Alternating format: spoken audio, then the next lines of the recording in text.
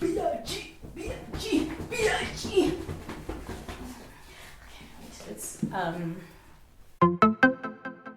Hi there, welcome to my YouTube channel. Yay, it's me, it's Mbali, Mbali Ali. Coming to you with a new episode. So today I'm going to be talking about, or asking the question, was Jesus a feminist? So I just want to also share that I do have my opinion, and my opinion may not be your opinion, and so on and so forth. So what I say is not golden truth, so don't take it as that. What I'm saying is my opinion and what I have learned over the past few years, and how my relationship with Jesus has grown in terms of how I see him as a character, as a person. And reading about him in the Word. So here goes. So I'm first going to start with the definition of feminism, what it is for those that don't really know. So the definition that I really enjoy, and I mean it's a famous definition, is by Chimamanda Ngozi,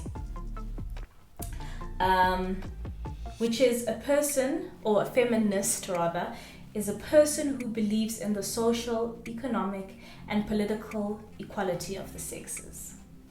So equality, basically, at the end of the day, is just what feminism is, the equality of the sexes. And just trying to get there, just trying to get to a point where men are valued, women are valued, and we're all valued the same in society. In the world. Guys, I'm just gonna say, it's construction. If you hear the banging, it's a construction. The neighbors are still building. They said it would be 2 weeks, like 4 weeks later right now. But the point is that they're still building. So if there's a lot of knocking, there's whistling. For some reason, there's a construction worker that loves to whistle around these corners. So that's what all the racket and noise is. Anyway, so the first place I'm going to go from, where we see Jesus treating women as equals, or treating a woman that was not sort of the favored treatment at the time, is in Luke. So he had women followers. So that was like one of the things that you don't necessarily always get told about, but it's a thing and it happened. Jesus had women followers, from women he healed, from women he ministered to. There was all sorts of women. And in those days, a woman wasn't allowed, or it was a bit not okay for women to be up and about. You're sort of supposed to just stay in your space, unless you needed to. And if you are going up and about, you were to be chaperoned by someone to sort of guard you. And God, that just, I guess, nothing happens to you, or you don't end up in scandalous situations. So, all these women Jesus allowed to be a part of his growing sort of squad. They were part of his squad, ultimately. And back in those days, that was quite a scandalous thing, to have this man being followed by all these women. It was like dodgy stuff. And I guess it can be difficult to wrap your head around just sort of how dodgy or complex it was, but it really was a scandalous thing, like sort of like leaning onto like sexually scandalous sin areas. And it also for me shows in Jesus that Jesus was able to look at a woman and see a person as opposed to the sexual or over-sexualized being that just wants to tempt him with her boobs. Do you know? No, he saw women as people as he would see a man as people.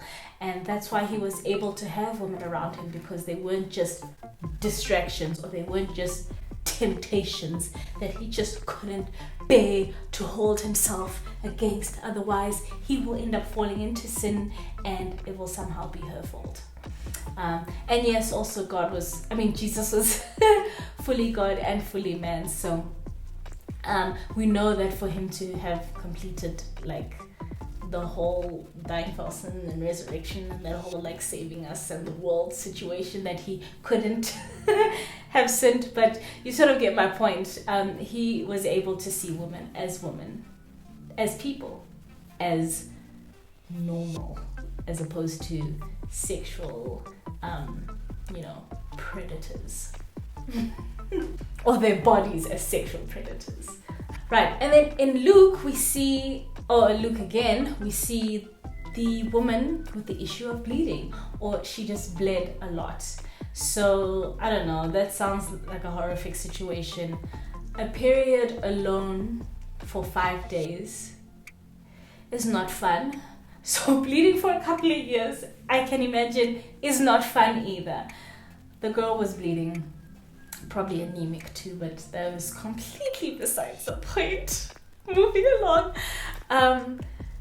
So she really desperately wants to get healed.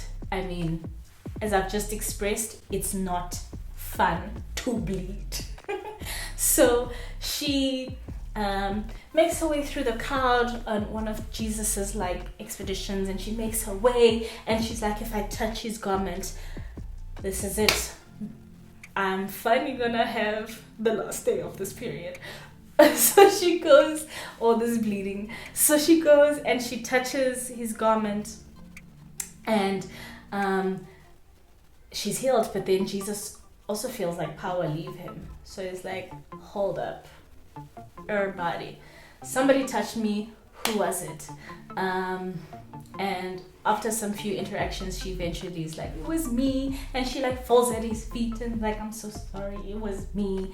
And he was like, listen, you're healed. Your faith has healed you. Go in peace. So that's what he says to her. And now the reason that is mind-boggling, also a contextual thing, because of at the time, a woman bleeding was seen as unclean. So she was unclean. So if you touch somebody or something that another person that's not unclean touches, yeah, you get what I'm saying, touches, then you become unclean. So, and she was ostracized because of this bleeding issue. So now she touched Jesus, which would mean Jesus is unclean. But Jesus is like, listen, it's okay. Your faith has healed you. Go and live in peace. He didn't like blow up at her, and he was sensitive to her, and he was kind, and he received her just with like compassion and normality.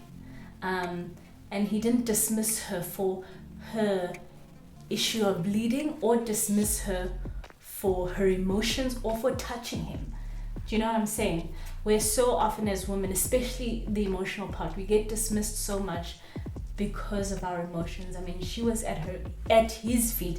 So it's very possible that she was crying or close to crying. There was an emotional situation going on. She was fearing things because now she has touched this great person, and she's so used to leaders like the Pharisees, who would have not treated her the way Jesus treated her.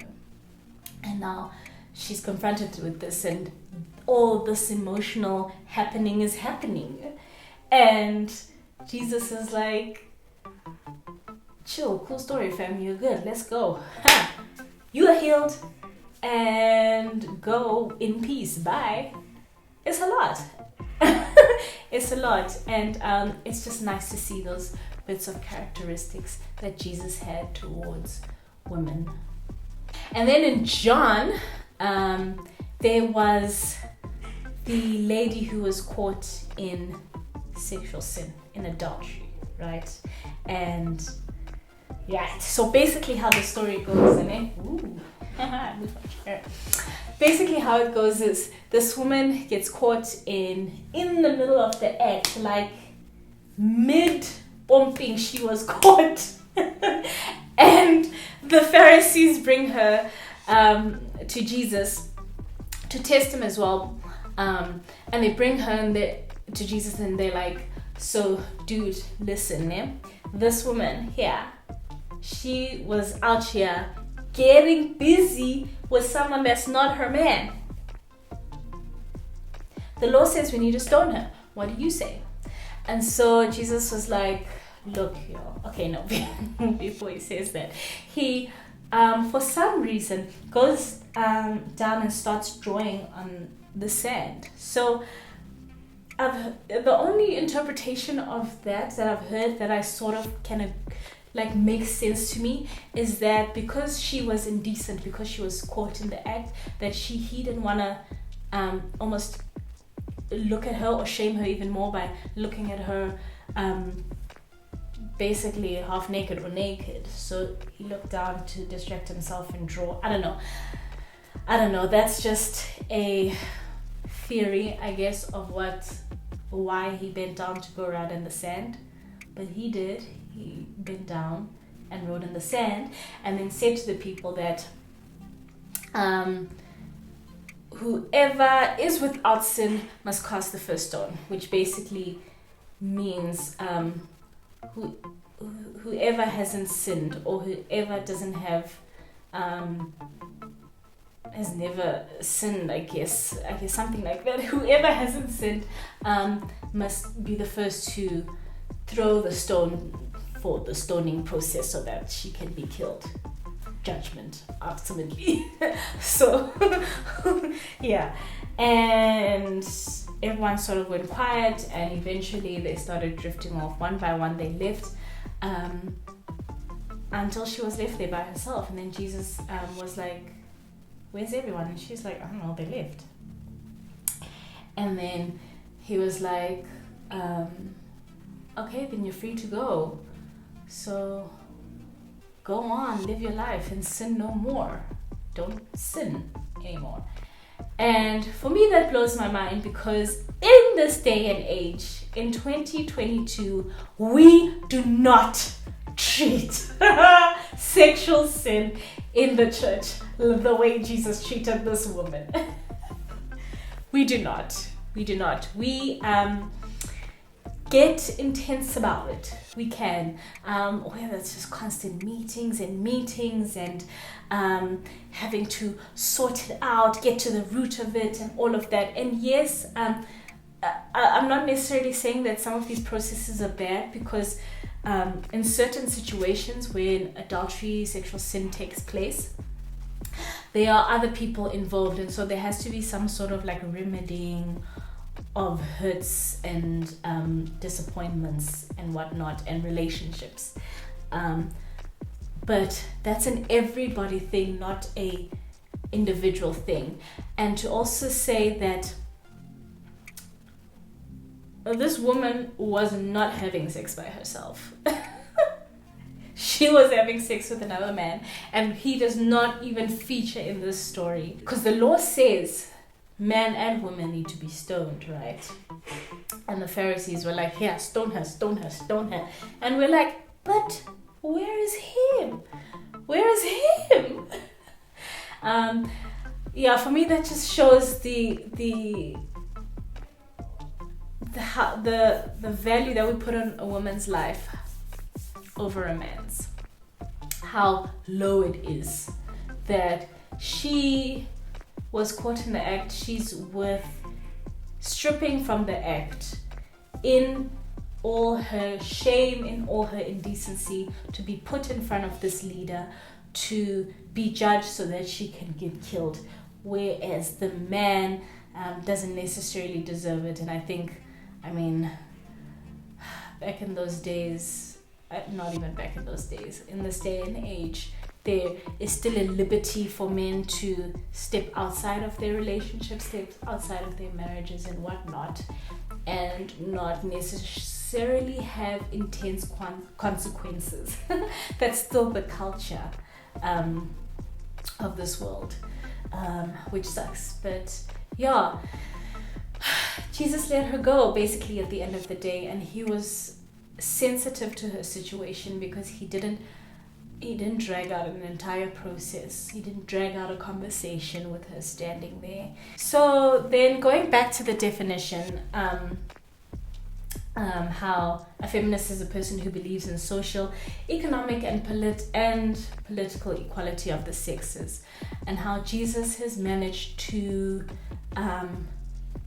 bring women up, especially in those times, in these areas. I mean, just from the stories that I've just spoken about, and there's other stories as well, where he interacts with women and sees them as equal and treats them like how he would treat a man in the similar situation. So, do I think Jesus is a feminist, or was a feminist, or is a feminist? He's alive. Is a feminist. I do think that he's a feminist. And not in the sense of he prescribes to the title of feminism, but in the things that he does, in the way that he treats women, in the way that he treated women back in the day, and in the way that he treats me. Yeah, I can just personally testify that Jesus wants great things for me, and he does not limit me because I am a woman, which is really great.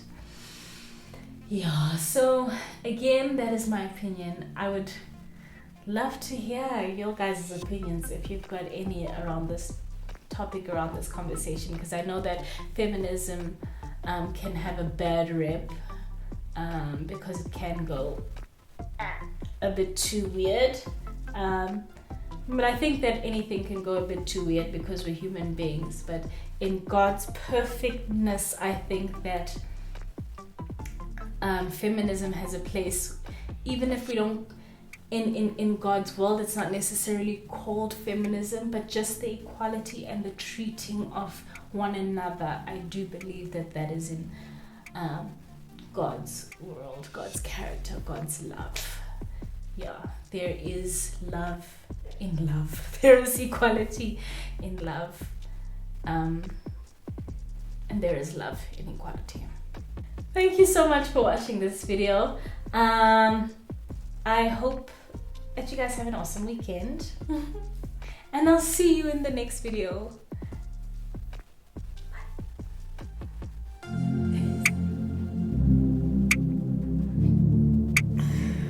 Oh, how am I gonna end these videos?